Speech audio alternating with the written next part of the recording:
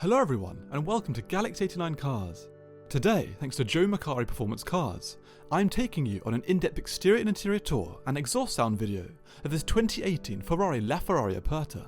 Joe Macari Performance Cars have this, in addition to many of the high specification cars for sale at the time of publishing, and all of their contact details can be found in the description of the video. LaFerrari Aperta, with Aperta simply translating from Italian as open, was launched to celebrate the 70th anniversary of Ferrari's formation and comprises just 210 models in the world. It is based on the coupe, and other than a few features such as the roof and doors, it produces the same output and is generally very similar. However, due to the removable roof and resulting loss of rigidity, Aperta's carbon fibre monocoque has been strengthened along the sides to the point it now delivers the same torsional rigidity as the coupe. It comes in at 4,702mm long, 1,992mm wide, 1,116mm high, and has a curb weight of 1365 kg, presumably with the roof off, as this is 115 kg less than the coupe's reported curb weight, and has a weight distribution of 41% to the front and 59% to the rear, with it being rear-wheel drive. We can now move to the powertrain, but before we can view the engine, we first need to lift the cover. This can be done by first unlatching it by pulling the catch on the driver's side. We can then move around to the rear and carefully lift the cover up and support it on its single arm that needs to be manually placed. Aperta comes with the same F1-inspired hybrid powertrain as in the coupe, known as High Kers, that produces 949 brake horsepower and 900 Nm of torque in total. 788 horsepower and 700 Nm of this comes from its mid-rear mounted 6.3-litre naturally aspirated V12, the most powerful V12 Ferrari ever produced at the time it was implemented. This is mated to a 120 kW electric motor that adds 160 horsepower and gets its energy from a lithium-ion battery pack that actively contributes to the car's low centre of gravity. On the go, this battery pack regains charge from the car's regenerative braking system and whenever excess torque is produced. This hybrid system's output results in a 0 to 62 mph, 100 km/h time sent through only the rear wheels of 2.9 seconds, with an unofficial top speed of 231 mph. Once finished in the engine bay, the glass lid can be carefully lowered and fixed with a light depress.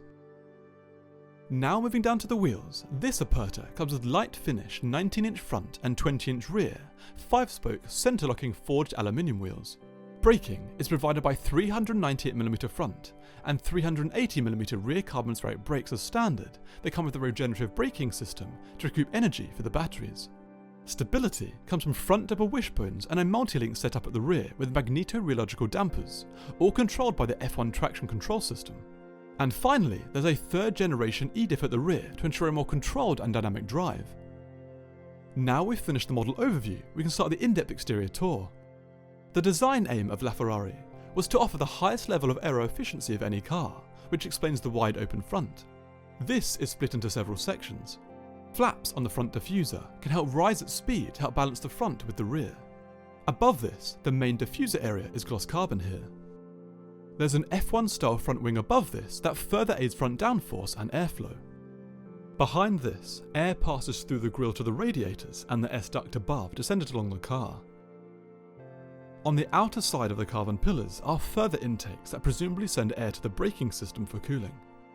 The angular front light complexes are above these. The LED main beams are at the front, and the LED daytime running lights are behind.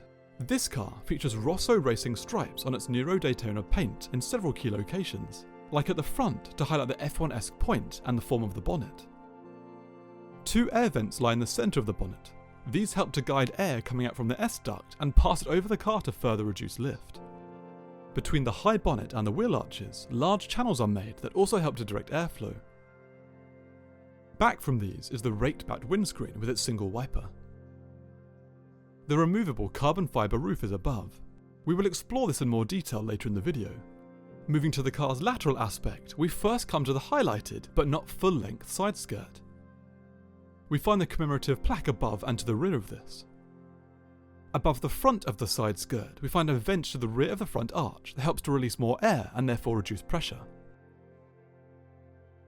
The large vent to its right serves the same function. in addition to sending more air along the side of the car to the awaiting air intake behind, filled with further radiators, and 2 intakes below for rear brake cooling.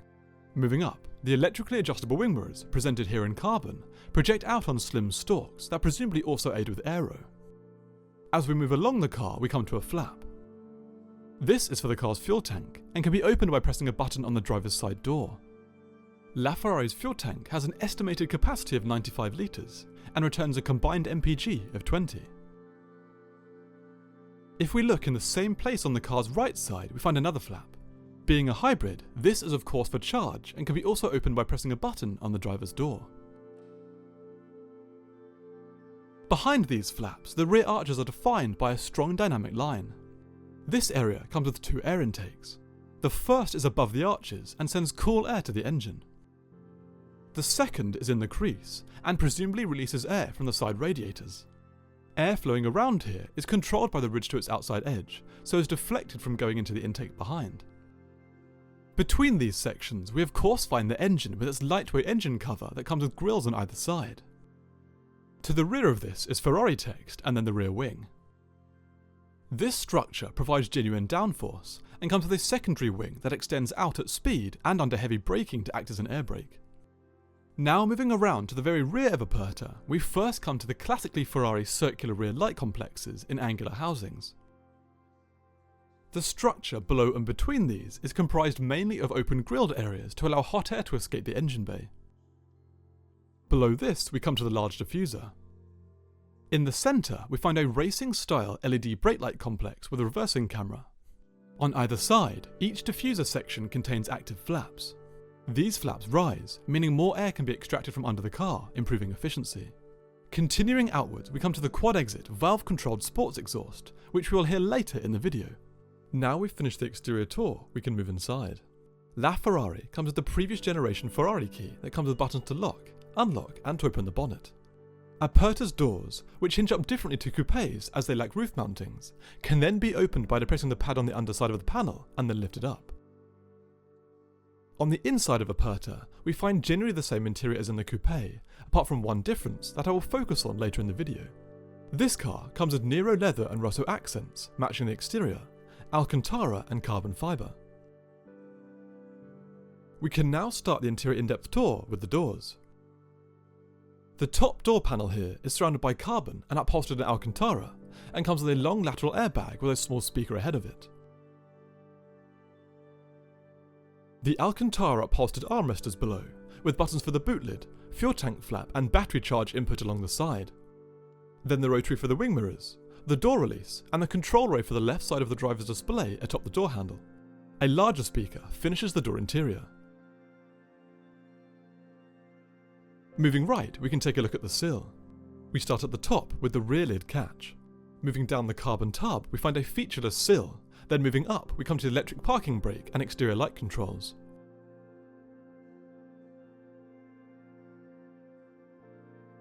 To the right of this is the squared off steering wheel. This starts at the top with the classic Ferrari shift lights, and then the horn, which is integrated in the Alcantara upholstered grip positions on either side. On the left side we find the left indicator, beams, engine on off, and the bumpy road button to soften the suspension.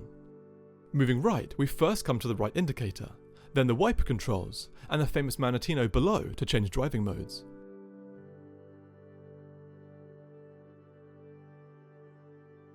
Aperta can then be started by inserting its key into the barrel, and then pressing the red start button on the wheel.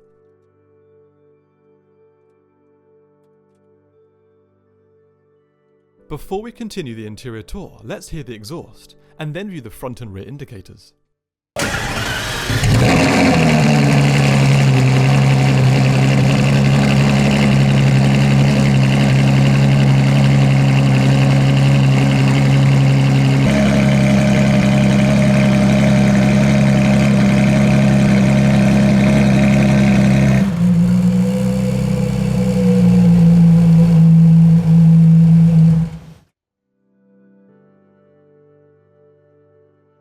Before we move to the screen ahead, we can look at the long carbon gear change paddles for the car's 7-speed F1 dual clutch transmission. As we can see, the screen is broken into 3 sections, and there is an additional warning light display to the right.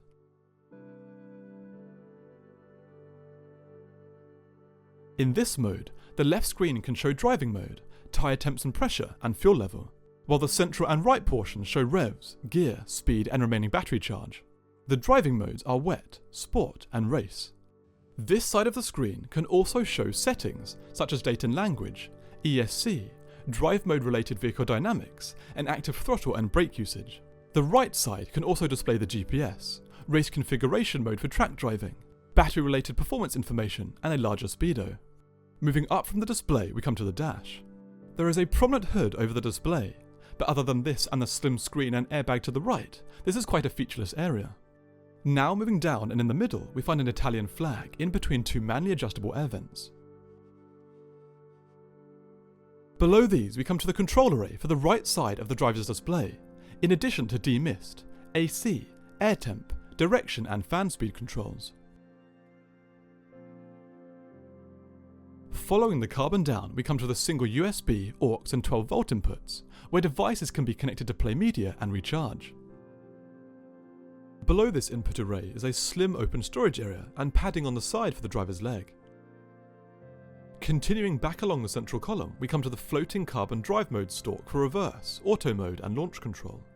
At the base of this, we find the buttons for hazard lights, electric windows and the vehicle lift. Continuing back along the carbon, we find an Alcantara upholstered armrest, just before the column moves upwards to the 70th anniversary commemorative plaque, the new Aperta only wind deflector, cabin light and the view into the engine bay.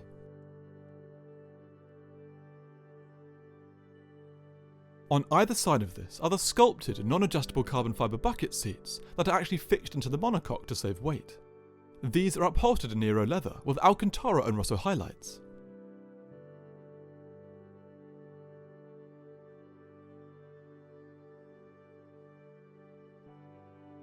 However, there is a small lever on the driver's side to adjust the pedals.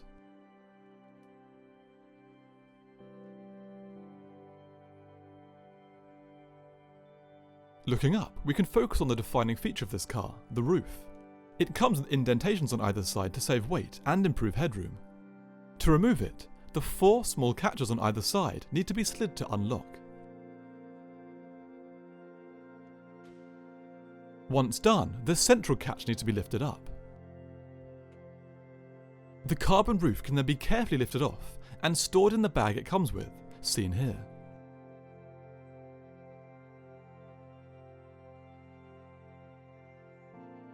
Despite being a hybrid, this must be one of the best sounding convertibles in the world. And with the roof off, we can also get a better look at the Aperta only wind deflector. Before finishing off the interior, let's take a look at the front boot. The bonnet can be unlocked by pressing the leftmost button on the driver's door. Then moving around to the front, the lightweight bonnet needs to be unlatched by pressing the red catch up and then lifted up and self-supported on a single strut.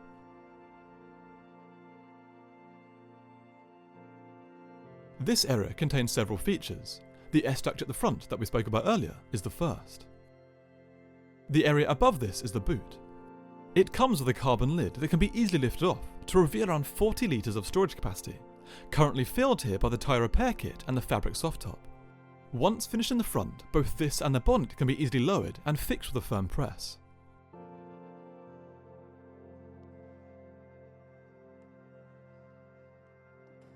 Moving back inside briefly, we can focus on the remaining features.